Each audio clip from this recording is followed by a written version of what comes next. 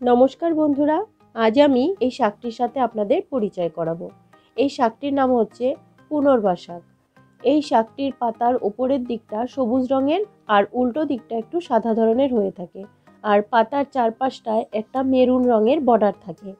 এর পাতাগুলো বেশ মোটা আর একটু বেলে বেলে টাইপের হয়ে থাকে। বছরের শুরুতে বৃষ্টি হওয়ার সাথে সাথে এই শাকের দেখা মেলে, আর বৃষ্টিকালে এই শাকের বাড়বাড়ন্ত বেশিই থাকে। কচি অবস্থায় এই শাকের ডাঁটা পাতা সবই খাওয়া যায়, তবে ফুল হওয়ার পরে যখন এর মধ্যে দানা হয়, সেই দানা সহ এই শাকটা কিন্তু খাওয়া যায় না। নিয়মিত এই শাক সেবন করলে শরীর নিরোগদেহী হয় আর মানুষ নবজন্ম লাভ করে। তার জন্য এই শাকের নাম হচ্ছে পুনর্বা শাক। আসলে এই শাক আমাদের শরীরের জন্য খুবই উপকারী।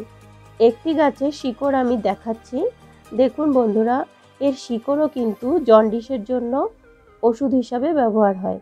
এছাড়াও কিডনিকে সতেজ রাখতে সাহায্য করে। বাতের পক্ষেও উপকারী হলো এই শাক। রক্তকে পরিষ্কার করে, শরীর থেকে টক্সিন বার করতে সাহায্য করে। চোখের জন্য এই শাক খুবই উপকারী।